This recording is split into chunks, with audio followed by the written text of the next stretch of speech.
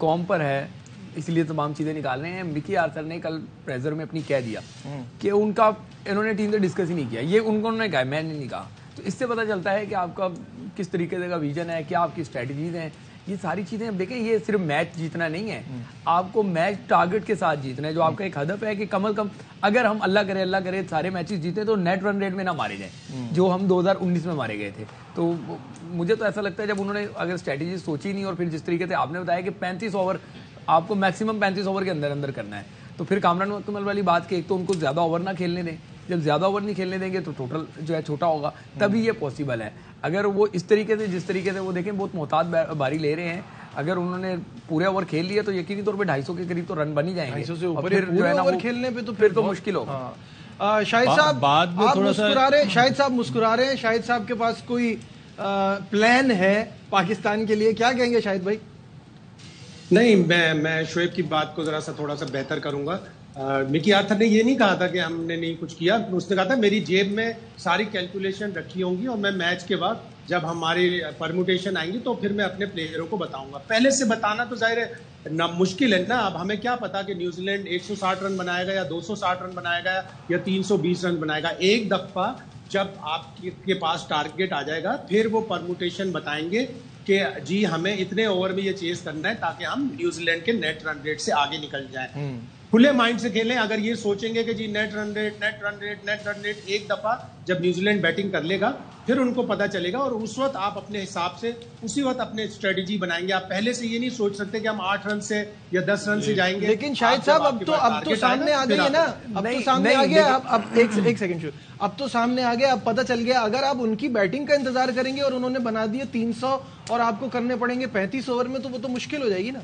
वो तो जाहिर है न्यूजीलैंड के हाथ में है ना, ये न्यूजीलैंड के हाथ में, ये पाकिस्तान के हाथ में नहीं है।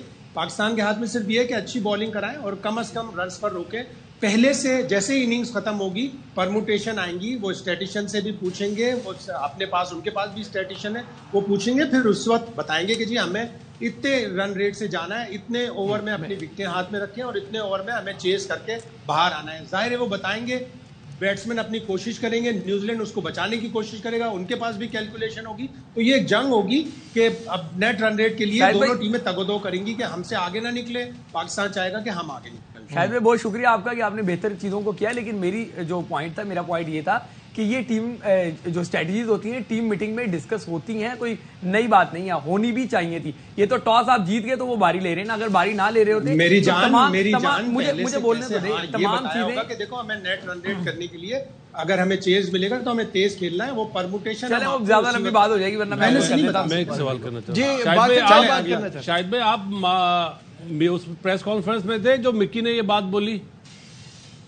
बिल्कुल था। मुझे सिर्फ ये पूछना था कि क्या मिकी के हाथ में ये चीज होनी चाहिए या हेड कोच के हाथ में होनी चाहिए? मिकी टीम डायरेक्टर है, अभी छोटी छोटी बातों को नहीं, ये छोटी बात नहीं है शाहिद भाई, ये सवाल होना चाहिए था। टीम डायरेक्टर है, Mickey Arthur is the head, उसके बाद फिर हेड कोच आता है, उसके बाद फिर स्टैटिशियन जो टीम के साथ है जो बताएगा सारा सब कुछ परमुटेशन करके। तो छोटी छोटी बातों को ना पकड़े। थिंक टैंक होता है, हमने अपने उस थिंक टैंक पे मैनेजर होता है, उसमें हेड कोच होता है, कप्तान होता है। शाहिद भाई फील्डिंग कोच को हेड कोच का नाम दुनिया सोचती ना पाकिस्तान के लिए, मैं भी उतना ही सोचता हूँ। सही है, ये ना बोलेंगे अच्छा सोचो, मैं भी उतना ही सोचता हूँ।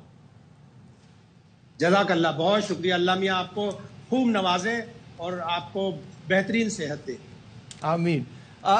कामरान, इस पे कुछ कहना चाहेंगे? बिकॉज टाइम एंड अगेन आपके करियर में भी ये चीज बहुत आई होगी कि नेट रन रेट देखना है, हम तो ऐसे ही खेलते हैं हमेशा। T20 वर्ल्ड कप में हमारे पे आया था, नेदरलैंड के साथ मैच था हमारा, उस पर नेट रन रेट हम लोगों ने बेहतर करना था, सेमीफाइनल के लिए क्वालिफाई करना।